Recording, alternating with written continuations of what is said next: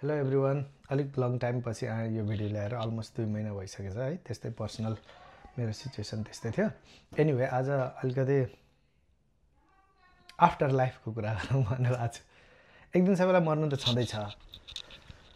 मरिसकेपछि तपाईँ म अब सबै मरिन्छ के छ र होइन। तपाईँ नै भनेर इक्जाम्पल दिन्छु। हजुर यहाँबाट परलोक जाँदै हुनुहुन्छ, अब स्वर्ग जाने कि नर्क जाने भन्ने त थाहा छैन। जिन्दगीभरि गरेको कर्म हिसाबले यसो हेर्दाखेरि त कसैलाई नराम्रो नगरेको स्वर्गै जानुपर्ने जस्तो भएको थियो। ठ्याक्क बिच बाटोमा चित्रगुप्त भेटेर चित्रगुप्त भन्नुहुन्छ, कर्म हेर्दा त म तपाईँलाई नर्क पठाउनु पर्ने हो, तर म तपाईँलाई एउटा अप्सन दिन्छु।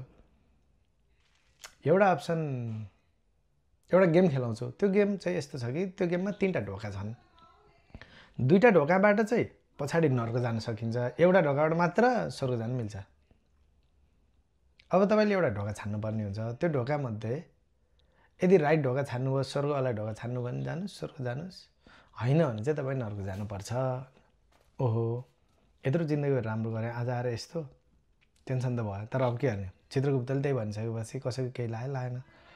तपाईँले यसो सोच्नुभयो, हिसाब गर्दा त 1/3 छ नि त प्रोबेबिलिटी होइन। अब अरू त त्यहाँ ट्रिक श्रिक केही छैन। कुलदेवता सबै सम्झेर, भगवान् जे जति सम्झिनुपर्छ सबै सम्झेर तपाईँले एउटा ढोका छान्नुभयो। मानौ ढोका ए छान्नुभयो। बी र सीमा चाहिँ अब जे रहेछ, अब जे भयो भयो, अब ए छाने भनेर भन्नुभयो। ढोका ए छानेपछि चित्रगुप्त भन्छन्, ओके ढोका ए त छान्नुभयो। तपाईँको मनमा ड्याङ ड्याङ ड्याङ ड्याङ ड्याङ ड्याङ गरिरहेछ। ढोका खोलेर देखाइदियो हुन्थ्यो नर्क अथवा स्वर्ग जहाँ जानुहुन्थ्यो भइरहेछ। तपाईँ चित्रगुप्त झन् लामो बनाउँछन्। के भन्छन्, ओके ढोका ए त खोल्नुभयो, बी र सी मध्ये चाहिँ छान्नु भएन। यसो गरौँ न भन्दै ढोका बी खोलेर देखाए।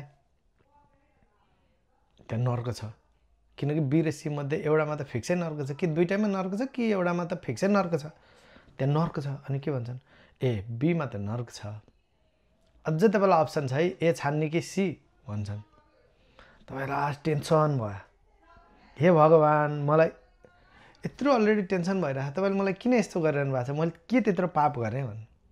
चित्रगुप्त भन्छन्, हे मनुष्य तपाईँले के पाप गरेर होइन, यो गेम चाहिँ हामी सबैलाई खेलाउने गरेका छौँ। यस्तै हाम्रो नियमै यही हो।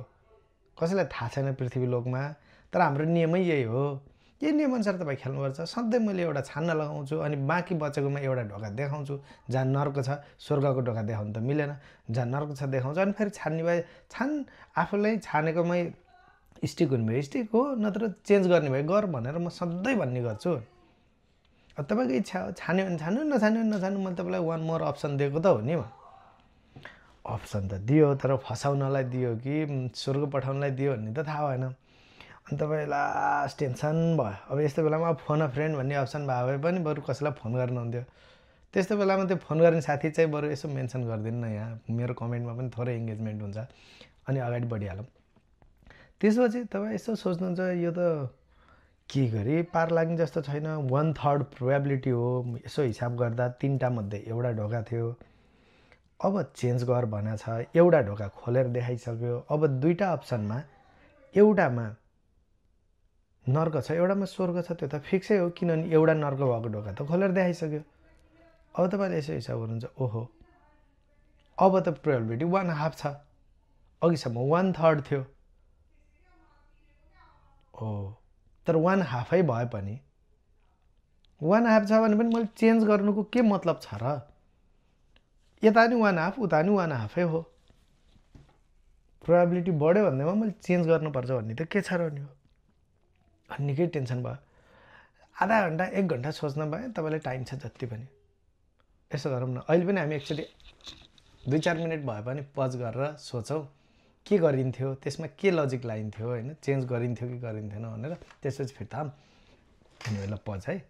एनिवे पज गर्नुभयो होला, आउनुभयो होला, के सोच्नुभयो, हिसाब किताब के कस्तो भयो, एकचोटि यसलाई थोरै एनालाइसिस गरौँ न। सुरुमा 1/3 थियो, त्योमा कुनै डाउटै छैन। त्यसपछि 1/2 छ जस्तो भयो। 2टा ढोकामध्ये एउटामा स्वर्ग एउटामा नर्क छ भनेपछि त अभियसली 1/2 भयो। तर 1/2 भएन कि। त्यो पहिलो ढोका जुन ढोका ए छान्नु भएको थियो, सुरुमा जसको प्रोबेबिलिटी 1/3 थियो, त्योभन्दा पछि एड गरेको एक्स्ट्रा इन्फर्मेसन भनौँ न त्यो ढोका बी खोलेर जुन यमराज चित्रगुप्तले देखाए त्यो पछिबाट एड भएको इन्फर्मेसनले सुरुकै प्रोबेबिलिटी 1/3 को ढोका 1/3 भएको जुन ढोका थियो त्यसको प्रोबेबिलिटी कसरी चेन्ज गर्न मिल्यो कस्तो नमिलेको जस्तो भयो। त्यसो भए होइन स्विच गरौँ न त सीमा जाउँ न त होइन म सी छान्छु भन्यो भने त पछिबाट एड भएको इन्फर्मेसनले गर्दा मैले स्वाप गरेँ मेरो अप्सन भन्न त मिल्यो नि त 1/2 छ म स्वाप गर्छु। दुईटा ढोकामा एउटामा स्वर्ग छ एउटामा नर्क छ अनि एउटाको प्रोबेबिलिटी 1/2 एउटाको 1/3 कस्तो नमिलेको जस्तो भयो। अलि नमिलेको जस्तो त पक्कै भयो। यसलाई अलिकति म्याथमेटिकल हिसाबले सोचौँ न भनेर जति सोच्यो यहाँभन्दा अगाडि केही आएन। तर यसैलाई अलि फरक तरिकाले सोचौँ न है। कसरी सोचौँ भने सुरुमा जुन ढोका तपाईँले छान्नुभयो त्यो ढोकामा 1/3 स्वर्ग पर्ने प्रोबेबिलिटी 1/3 छ भन्ने कुरामा त कुनै डाउटै भएन, डाउटै छैन, तीनटामा एउटा छ।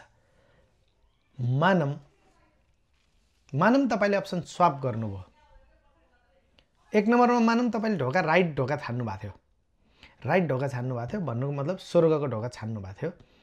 अब बाँकी दुईटा मध्ये एउटामा नर्क थियो, दुईटैमा नर्क थियो, राइट छानेको भए त बाँकी दुईटा मध्ये दुईटैमा नर्क थियो। एउटा ढोका उसले बन्द गर्नुपर्छ, अर्को एउटा ढोका उसले खोलेर देखाउनुपर्छ, अर्को एउटा ढोका मात्र बाँकी छ जसमा नर्क छ।